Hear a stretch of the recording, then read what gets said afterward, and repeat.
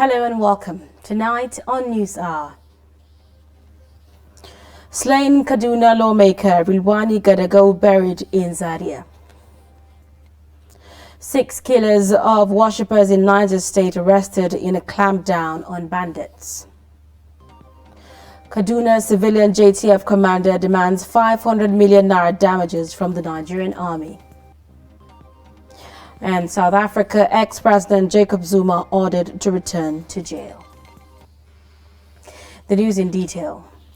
Remains of the member Kaduna State House of Assembly Rilwani Gadago killed by bandits has been buried at Dembo Cemetery in Zaria local government area of Kaduna State. Kaduna State Governor Nasir El-Rufai and members of the State House of Assembly are among attendees at the funeral prayer. The remains of late Gadago is discovered in a morgue on Wednesday among the victims the bandits killed along the Kaduna-Zaria road on Monday night. He served as vice chairman in Giwa local government before winning election into the State House of Assembly in 2019. Until his death, he represented Giwa West constituency in the Assembly and is the chairman, House Committee on Local Government and Chieftaincy Affairs. A visit to Kaduna House of Assembly shows that the complex is deserted as members rushed to Giwa local government in Kaduna State to attend funeral rites of the lawmaker. Now, Muhammad Shaba gives us an update. Behind me is Kaduna State House of Assembly, where one of the lawmakers representing Giwa West, Honorable Redwanu Aminu Gadago, was said to have been killed by a suspected bandit along Kaduna on Monday night. The news of his death came barely 24 hours after bandits blocked the highway around 8 p.m. It was also gathered that the remains of the lawmaker was recovered on Wednesday, according to sources. Confirming the death of the lawmaker, in a statement signed, the Speaker, House of Assembly, Yusuf Zailani, described the death of the lawmaker as tragic and painful. The lawmaker, before his death, was the chairman, House Committee on Local Government. He died, leaving 2 wives and many children. Hundreds of people are embarking on trips through the Abuja-Kaduna highway amid intense security concerns. The Yuletide season comes with its own needs of travels, with most passengers daring dangerous terrains to be with their loved ones. Chijoke Okafo takes an assessment of what road travel feels like, especially along the Kaduna-Abuja highway where bandits are common. The report.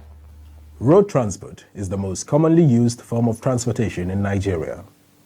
It is important and cheap, and most citizens rely on it to move from city to city and from state to state. The primary means of transportation in Nigeria, roads, convey more than 80% of all traffic in the country. Expressways connect the major cities and the rural areas. With insecurity on the rise, motorists ply these roads with fear of the unknown. The belief of Nigeria is whatever happened, they normally say from God. If not, really the road is not safe. Because our security, we have inadequate security on this road. Because our drivers normally complain. Either for you move from here to Jere, you see army checking point. From you, before you reach Kaduna, you saw nothing. So that's what normally our drivers normally complain. Even with the availability of trains to convey passengers from Abuja to Kaduna, most people would rather travel by road. However, frequent cases of bandit attacks and abductions have become a major source of concern for motorists, as the assurance of getting to their destination safely is not guaranteed. I feel insecure sometimes and bad, and our government, they are not really helping at all. Because sometimes the kidnapping, the stealing and everything that's been going on in the road, the government are not really helping. They say security is on the road, but sometimes when those things are actually going on, you can't find any security nearby to come to the citizen aid, which is very bad. Some members of the NURTW here in Zuba have expressed deep concerns and dissatisfaction over the unending cases of attacks by bandits on the expressway. Most of them say they have been neglected and abandoned by the government and security agencies to protect themselves from the deadly armed men. We manage this with all prayers, everything possible. That we don't have security personnel along us with our drivers. What I will tell the Mr. President is that being as a citizen, number one citizen in Nigeria, you have to put more effort for this road because of all these bandits. This is the Abuja-Kaduna Highway, and it is also the road leading to Zaria, Kano, and other parts of northern Nigeria. This is the Yuletide season, and a lot of Nigerians are taking the risk to ply this road. No one knows for certain when the issues of kidnappings, banditry, and killings along this highway will end, but the populace are optimistic that the menace will soon be tamed. From the Abuja-Kaduna Highway, Chijoke Okafo, Trust TV News. Now, 6 persons have been arrested in connection with killing of 18 worshippers in Mazakuka, Mashegu local government area of Niger State. The State Commissioner for Local Community Development, Chieftaincy Affairs and Internal Security, Emmanuel Umar, stated this while briefing journalists in Mina on Wednesday. The Commissioner not exact with the number of arrests made so far. The Niger State Police Command Public Relations Officer DSP Wasiu Abiodun said 6 persons were arrested in connection with the killing that took place on October 26, 2021. He said the gang leader Muhammad Lawali and some of the gang members are escapees from the Lokoja Correctional Center, while the police arrested Bashir Audu for his criminal role of supplying hard drugs to the gang. Now, 2 AK-47 rifles, 3 fully loaded magazines and various parcels of hard drugs were recovered from them. Elsewhere, youth in Kano State under the coalition of northern groups are protesting against increasing cases of banditry across the region. Abba Hikima, a Kano-based lawyer who led the protest, says the incessant killings of innocent people has to stop in all parts of northern Nigeria.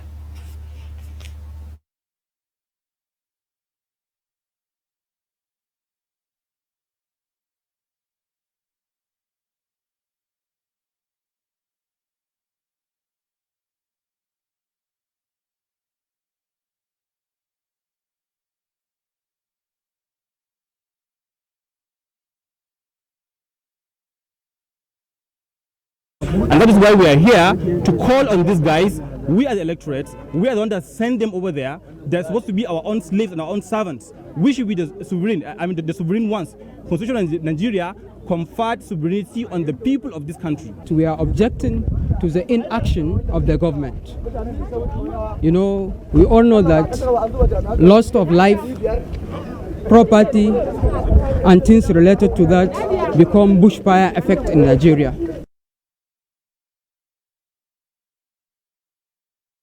Kano Press Center, venue of the protest, is later taken over by security operatives who reports say later detained Abba Hikima. Still ahead, Minister of Information and Culture Lai Mohammed says Nigeria's government is fighting many security battles in the face of harsh economic realities, insisting that the Buhari administration is delivering on its mandate of governance. The minister said this at a news conference in Abuja while responding to recent outcry on the deteriorating security situation in the country. Trust TV's Shafiu Suleiman reports. Killing of travelers in Sokoto and incessant abductions and killings in Niger State and other places triggered protests in condemnations of government's passive action. Going memory lane, the minister says Nigerians should remember that the insecurity situation at the onset of the present administration has been substantially addressed. With the way the insurgents were going before this administration came into office, with the control of a vast swath of land the size of Belgium, with their free-wheeling attacks in almost a dozen states, including the Federal Capital Territory, which was hit at least 5 times. Perhaps they could have achieved their aim of declaring an Islamic State in Nigeria if President Muhammadu Buhari had not acted decisively. While acknowledging the genuine concerns in respect to the spike in the security threat, Lai Mohammed takes exception to a statement made recently by a former president of the country. President Muhammadu Buhari has done so much under very difficult economic and social conditions to tackle insecurity in our country. Not only has he done so much, President Muhammadu Buhari continues to do much more to keep Nigeria safe. To say he has nothing more to offer is untrue, fallacious, and smacks of dirty politics. He also debunked claims that President Muhammadu Buhari is not placing high premium on the lives being lost almost on a daily basis, saying the president is having a sleepless night finding solutions to the contemporary and existential security threats. Shapiro Suleiman, Trust TV News, Abuja. Detained Kaduna State Civilian Joint Task Force Commander Aminu Sani, popularly known as Bolo, is demanding the sum of 500 million naira from the Nigerian Army as damages. His lawyer, Abdul Rashid Aminu, told newsmen in Kaduna that a legal suit has been filed at the High Court claiming damages for maltreatment, torture, and violation of fundamental human rights. Commander found to be in terrible condition at the 44 Nigerian Army Reference Hospital in Kaduna. We found him in a very terrible condition, and the condition, his legs is chained to the bed. He is in dehydrated condition. He is almost dying, laying in his pool of his urine, uncovered. Mosquitoes and the cold season is seriously dealing with him, and he's only wearing one very dirty short knicker, and he's not like being taken care of. If you see his condition, he's so dehydrated and malnourished. So seeing that, and being that there is no any response from all the quarters we copied, we filed a case today at the State High Court of Kaduna State, whereby we filed to enforce his fundamental right because he's a citizen of this country, and Constitution of the Federal Republic of Nigeria gave every citizen right to file if he is alleging or accusing that his fundamental right is breached. Apart from enforcing and declaring all the detention, the maltreatment, the torture unlawful, to also award damages against Nigerian Army. We pray for 500 million naira damages for Aminu Sani. You're watching News Hour on Trust Television. Coming up, how tomatoes become a scarce commodity in Gombe State. Details of this and more after the break. Stay with us. Get latest updates on current topical issues and breaking news by downloading the Trust TV mobile app on your Android devices. Go online, click Google Play Store, search Trust TV, install the app, and get doses of unfiltered information on happenings all over the world in your pocket. Trust TV, documenting the Nigerian story.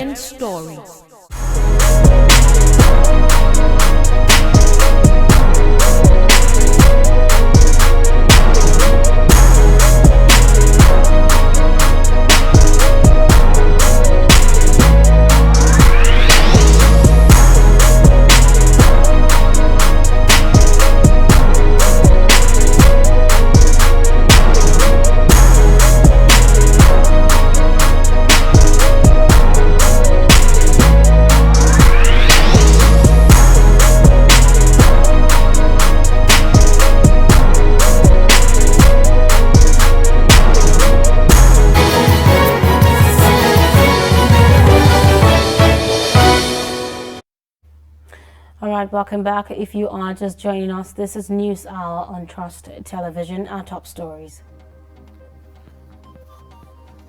Remains of the member Kaduna State House of Assembly Rilwanu Gadago, killed by bandits, has been buried at Dambo Cemetery in Zaria local government area of Kaduna State. And 6 persons have been arrested in connection with killing of 18 worshippers in Mazakuka, Mashegu local government area of Niger State. Still ahead, a bill for an act to make provisions for the empowerment of women equal to that of men suffered setbacks as it failed to enter second reading. The bill, which seeks to make a legislative framework for the right of women in all aspects of life, divided lawmakers during the debate of the bill this Wednesday. The report. Specifically in Islam, the right of 2 women equals that of 1 man. Against this backdrop, lawmakers, in cognizance of the belief, stood on the way of a bill which seeks to make the right of a man equal to that of a woman. The bill, which is being read for the second time, is sponsored by Senator representing Ekiti South, Biodun Olujimi. It seeks to, among other things, provide rights that will be fair to women in the society and the workplaces. This bill will provide a legal basis and foundation upon which there will be formal, structured, and institutional responses to prevent discrimination and provide for the rights of men and women. While some lawmakers ask that the bill be given fair hearing, others will not allow it to enter second reading, let alone pass into law. I will not support the passage of this unless until the word equal is removed.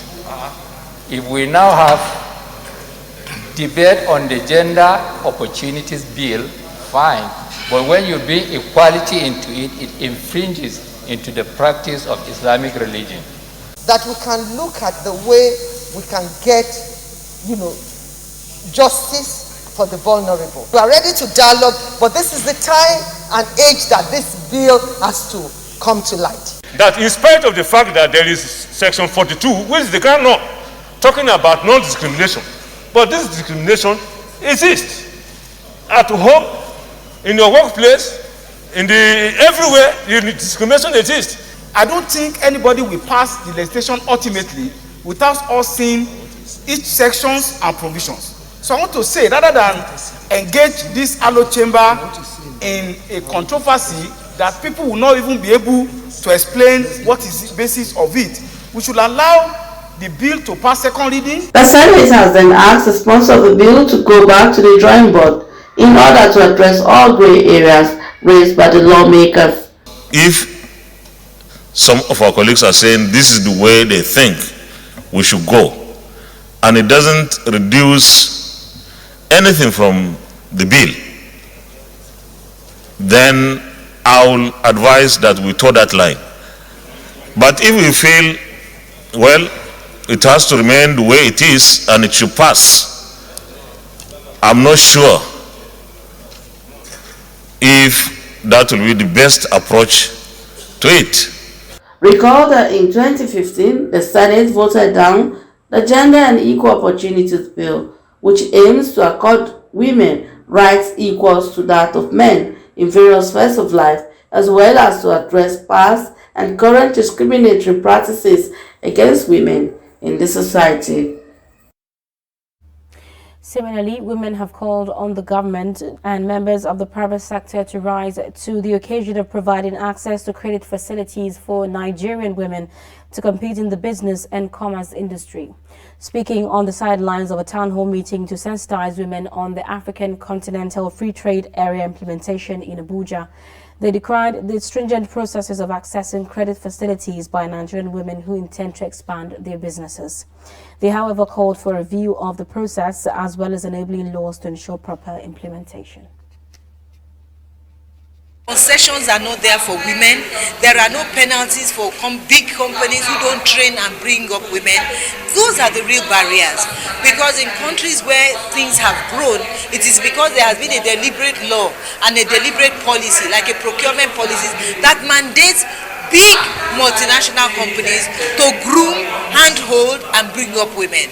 Then the women will know the processes, they will know the systems, they will know how to walk the ropes. You hear that there are lots of women-specific loans, but when you come down to the requirements of the loans, they've not removed the bottleneck. Okay, they will tell you that they created a particular loan for women. When you get there, they're asking for collateral from these women. And these women do not have the collateral. So I think the first thing to tackle it is create women-specific loans that does not require collateral. Let their BVN be enough. Let their goods be enough. Because they keep creating these funds and these products for women-specifics, but they don't remove the bottleneck. From time immemorial, we have heard of these opportunities. And unfortunately, the women are not accessing them.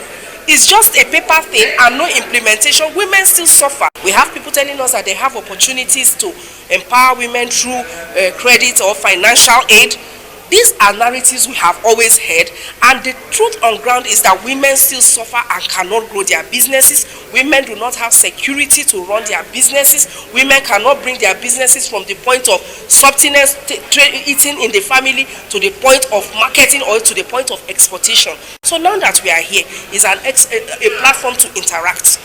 What do we need to do? And how are we going to get to a point where this can be achieved? Peer pressure is a very important strategy to get what you want all over the world. And that is why you have what you call World Bank today. That is why you have United Nations. That is why you have all these organizations. Because when people of common problems come together, they speak, their voices become louder, and it can easily be heard. So I think that is one of the strategies Nigerian women have decided to adopt in pushing for their problems. Prices of food have not shown any signs of coming down ahead of Christmas celebration in Gombe State. Tomato is one of the ingredients used in Christmas dishes. Now, Ibrahim Ismail checks in on Gombe Main Market and files in this report. A large basket of tomato in Gombe Main Market sells between 8,000 and 7,000 naira, while the medium basket sells 2,000 naira. Customers here said the price is higher compared with what was obtainable in December 2020. Last year I was here. It was cheaper last year than this year. Last year I came to Gombe, I bought a bag of onions at the rate of 11,000. This year is 20-something thousand naira. Then tomato, the basket was at the rate of 600, 500. Now it's about 1,000 something, 2,000. I was even thinking that coming today to buy tomato will be a bit fairer. But when I came, it's nothing to write home about, and it's really giving me headache, as if I should just walk away from the market. But if I should not buy now and go, by the time I come back next week, it will be so terrible that you could imagine this one is 2,000. Maybe by next week it will be 4,000.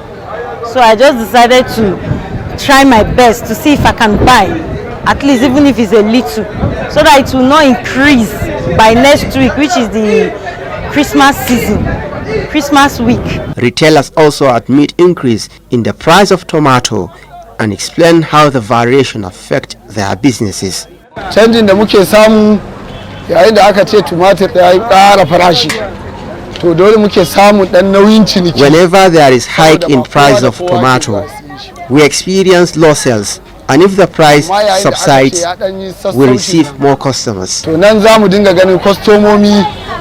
Amma yanzu tsadan kayan ya sa customers sun yi low, sun ɗanyi ƙasa. Now, because of the price increase, there is low sales. We don't increase price because of Christmas or Salah festivities, and we are not hoarding. Gombe State is among the major producers of tomato in Nigeria. From Gombe, Ibrahim Ismail, Trust TV. The Joint Borders Patrol Team Sector 3 has intercepted 550 rounds of live ammunition in Adigbo, Benue State. The ammunitions were coming from Onitsha, Anambra State, on the way to Taraba State before they were intercepted in Benue State. The coordinator, Joint Border Patrol Team Section 3 Comptroller Oluboyega Peters, disclosed this while speaking to journalists in Ilorin. Sector. So due to surveillance and determination of our operatives, we were able to arrest the criminals. So based on intelligence report, the sector intercepted a commercial bus around Y Junction, that is in Adipo in Benue State, heading towards Taraba. On searching the vehicle, 2 black Bako bags found to contain pop action cartridges suspected to be smuggled into the country. The ammunition, driver, and the suspect were arrested immediately and brought to Sector 3 headquarters here in Ilorin. Section 3 has recorded 49 seizures with duty paid value of 29,273,300 naira. This includes 1,251 jerrycans of 25 liters each of PMS. That's 31,273 liters. Classifiable under 2710 of the Common External Tariff, which we have seen over there. Number 2, 751 bags of foreign parboiled rice, classifiable under 1006. Used vehicles under 8703. 550 live cartridges, as earlier mentioned above, under 9306. 7 bales of second-hand clothing, under 6309. 1 motorcycle used. You're also watching News Hour on Trust Television. Do stay.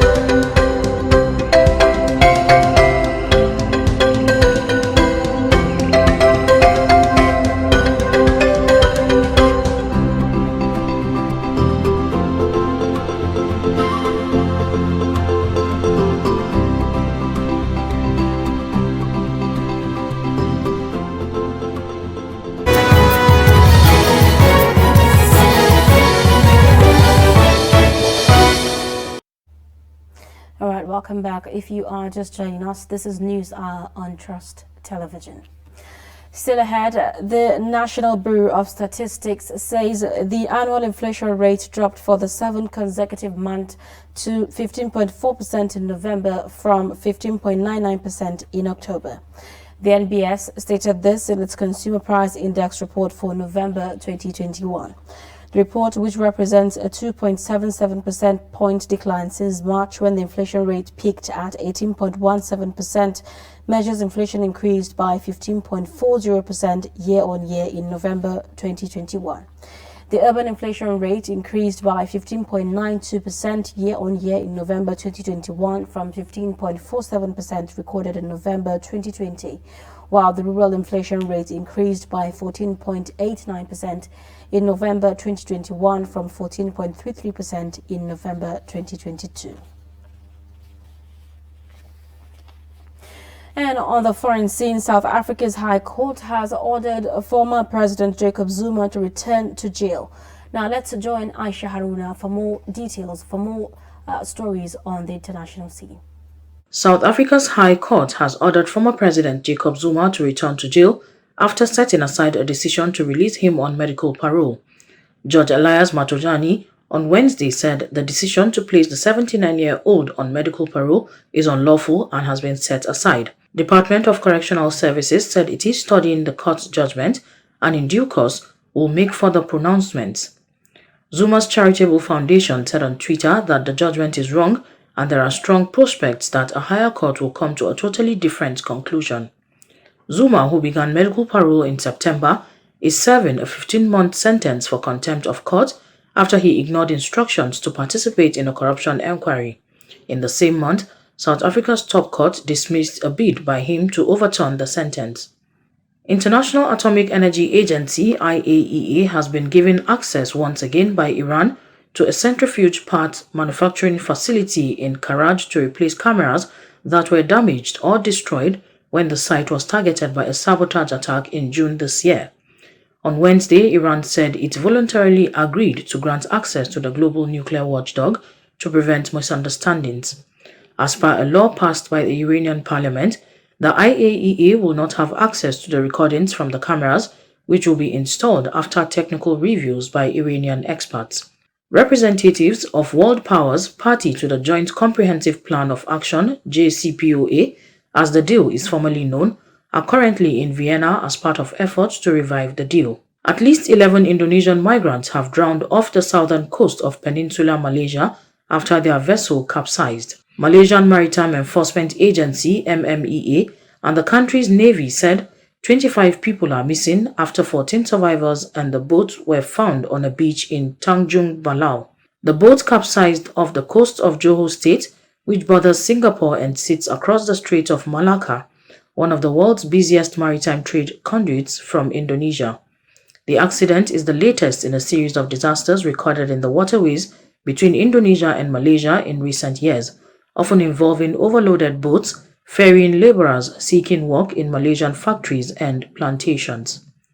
And finally, France has approved COVID-19 vaccination for 5 to 11-year-olds at risk of developing serious illness, but the government has said it is considering extending it to all children on voluntary basis.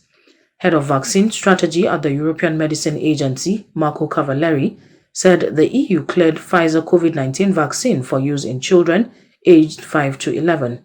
Only a small handful of countries had previously given the nod for coronavirus vaccinations in younger children, including the United States, Israel, and Canada. Health authorities say children make up an increasing proportion of new cases and hospitalizations in Europe, which is back at the center of the coronavirus pandemic. And in sports, more reactions continue to follow the sacking of the national team coach Ghana Raw Super Eagles by the sports enthusiast in Bauchi State. Adamu Imam reports that the people say the sack is ill-timed. Sport administrators in Bauchi has challenged the position of the executive committee of the Nigerian Football Federation as African Cup of Nations is fast approaching. They lamented that despite the problem, this is a wrong time to take such decision. But from what I heard, the reason was given. But I think the NFA has done well because he has not been doing well. So the action of the NFA was right. Super Eagles are known are lacking. It's not there. So their ball is very boring these days. So I think that, to my own personal opinion, I think that is just, if you ask me, I think that decision is right. They also maintain that a governor as an interim coach can be a better choice, or the other way around, noting that Nigerian football is unpredictable. It's supposed to be sacked, and then that person has to take place all over the world. That's how it is. So I wish you go for good luck. Okay, do you think Ghana Raw is not performing well? That is why they took this decision? He has tried his own possible best, but his best cannot be best. The best way is to take him out and bring someone in. But on the other hand, I think the sacking is ill-timed.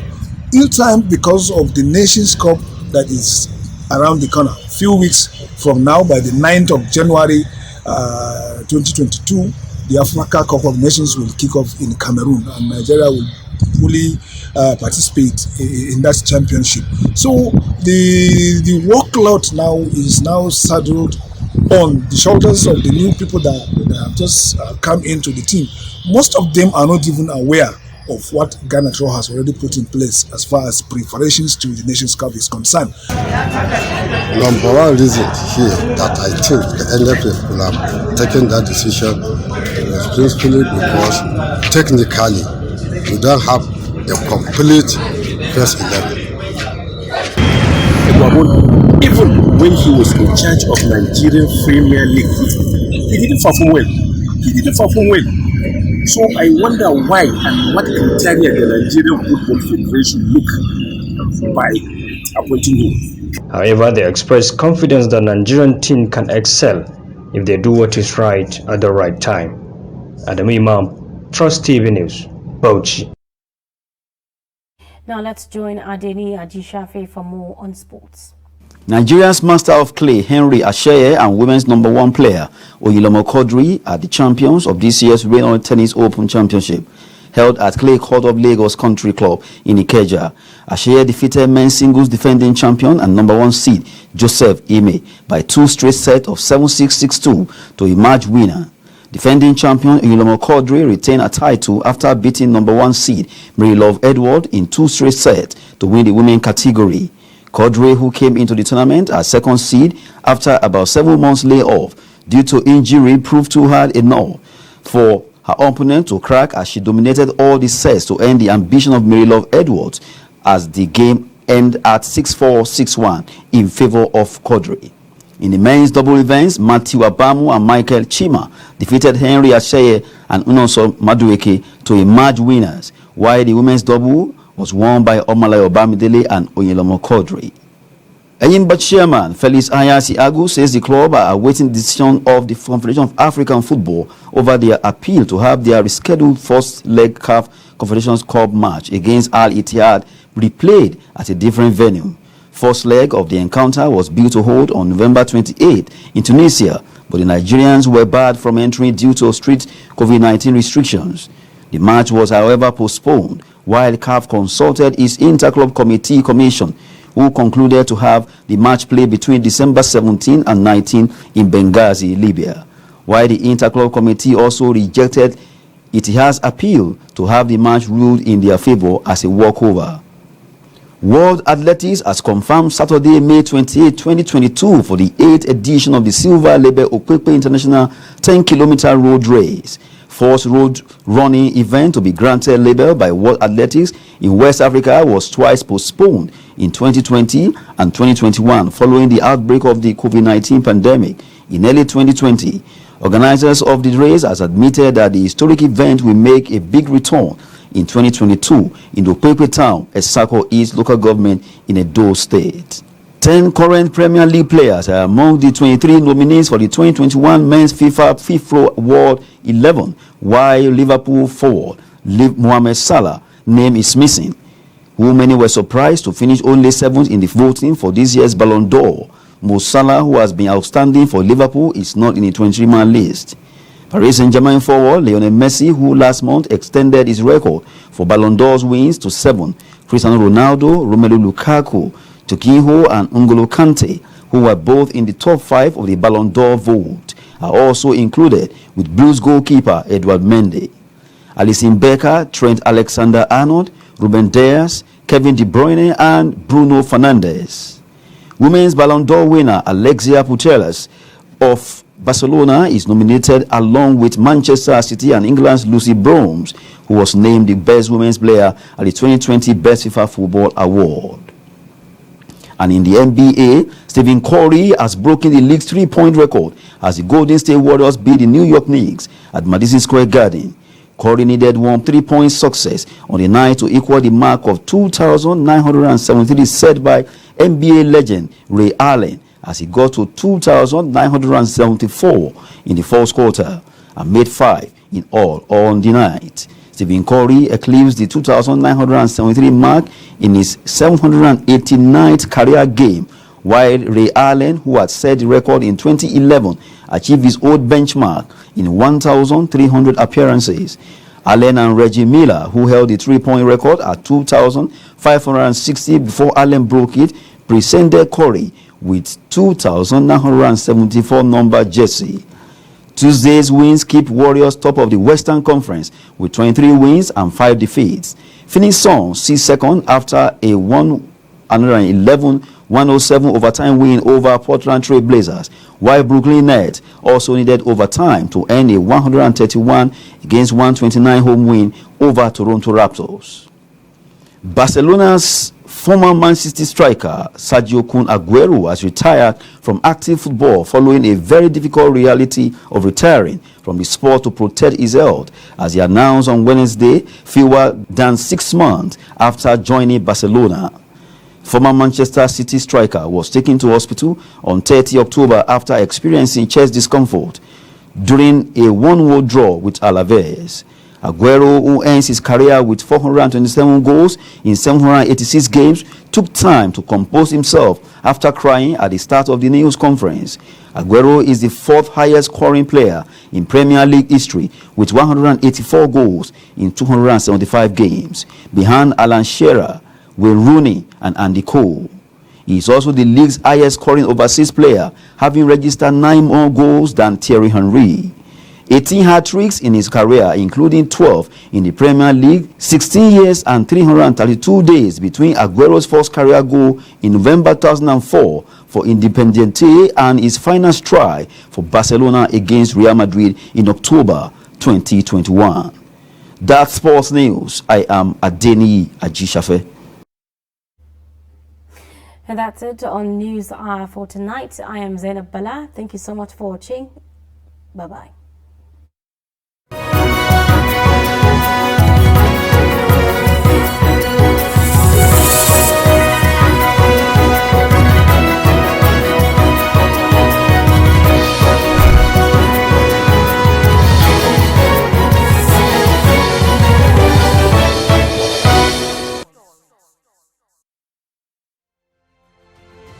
Get latest updates on current topical issues and breaking news by downloading the Trust TV mobile app on your Android devices. Go online, click Google Play Store, search Trust TV, install the app, and get doses of unfiltered information on happenings all over the world in your pocket. Trust TV, documenting the Nigerian story.